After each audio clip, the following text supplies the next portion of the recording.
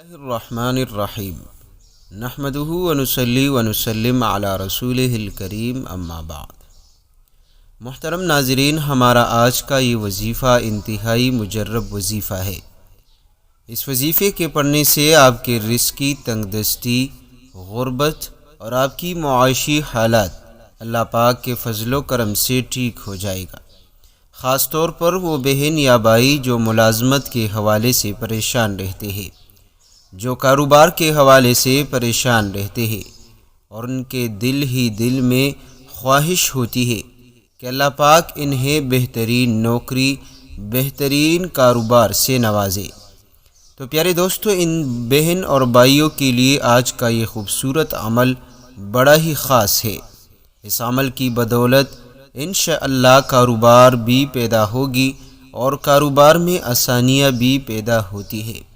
غیب سے آپ کو رزق ملنا شروع ہو جاتا ہے اور اللہ پاک بندے کی ایسی غیبی طریقے سے مدد فرماتا ہے کہ زندگی بھر کسی کا محتاج نہ ہوگا۔ محترم ناظرین، یہ خوبصورت عمل آپ نے کسی بھی صورت میں ضائع نہیں کرنا۔ پیارے دوستو، ماہ رمضان کے آخری ایام چل رہے ہیں۔ عید سے پہلے آپ یہ تسبیح ضرور پڑھ لیجئے۔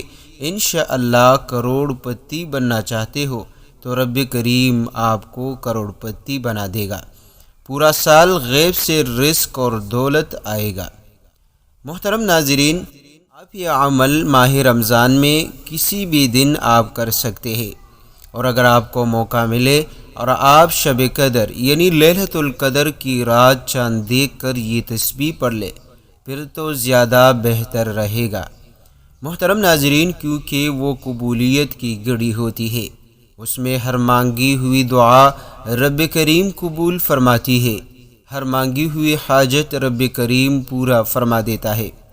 تو پیارے دوستو، آپ نے اس عمل کو کسی بھی صورت میں ضائع نہیں کرنا۔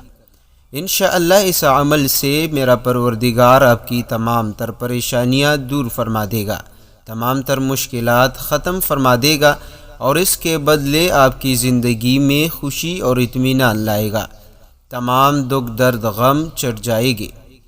پیارے دوستو، ہمارا آج کا وظیفہ ان تمام دوستوں کے لیے بھی خاص طور پر ہے جو وظائف کرتے کرتے تک چکے ہیں، لیکن ان کے مقاصد پورے نہیں ہوتے، ان کو کوئی فائدہ حاصل نہیں ہوا۔ تو ان سب کو اور آپ تمام بہن اور بھائیوں کو آج ایک ایسا خوبصورت عمل بتانے جا رہا ہوں، کیونکہ اکثر احباب یہی پوچھتے ہیں کہ ہمارا کاروبار نہیں چل رہا، یا بعض کہتے ہیں کہ نوکری ہاتھ سے نکل گئی، مہنگائی ہے، رزق کی تنگی ہے۔ تو ان تمام دوستوں کی خدمت میں گزارش ہے کہ وہ آج کا یہ عمل ضرور کر لے۔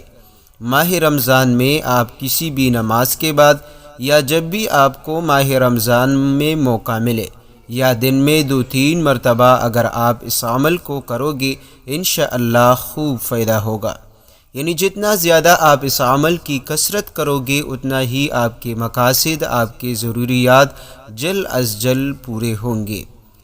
پیارے دوستو، تو وظیفے کی جانب چلتے ہیں۔ وظیفے کی جانب چلنے سے پہلے آپ کی خدمت میں ایک چھوٹی سی گزارش ہے کہ اگر ابھی تک آپ نے ہمارے اس چینل کو سبسکرائب نہیں کی تو برائے کرم اس چینل کو سبسکرائب کریں اور ساتھ میں بیل آئیکن کو ضرور پریس کریں تاکہ ہمارے آنے والے ہر نئی ویڈیو آپ کو آسانی کے ساتھ ملتی رہے۔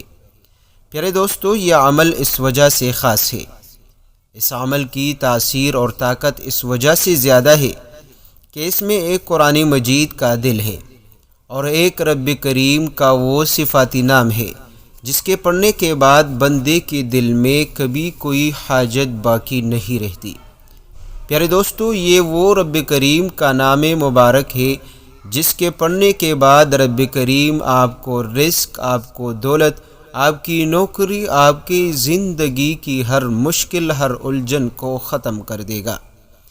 پیارے دوستو، جب بندہ ان دونوں وظائف کو ایک ساتھ ملا کر کرتا ہے، کامل یقین کے ساتھ کرتا ہے، تو یقین جانیے اس کی مال دولت ہر چیز میں اتنی برکت ہوتی ہے کہ بندہ خوب کوشش کرے لیکن اس مال اور دولت کو کبھی ختم نہیں کر سکے گا۔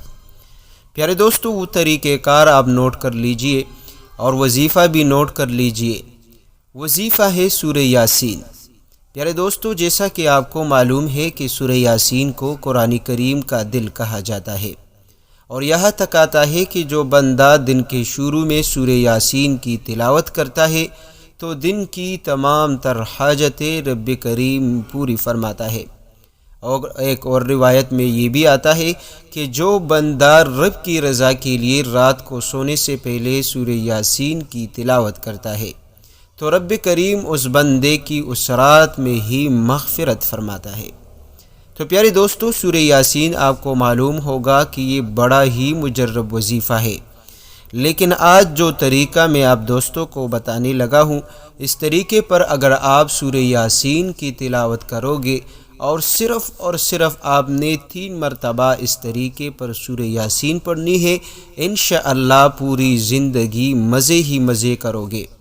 پوری ہی زندگی آپ کے ہر دلی خواہش، آپ کی ہر مراد پوری ہوگی۔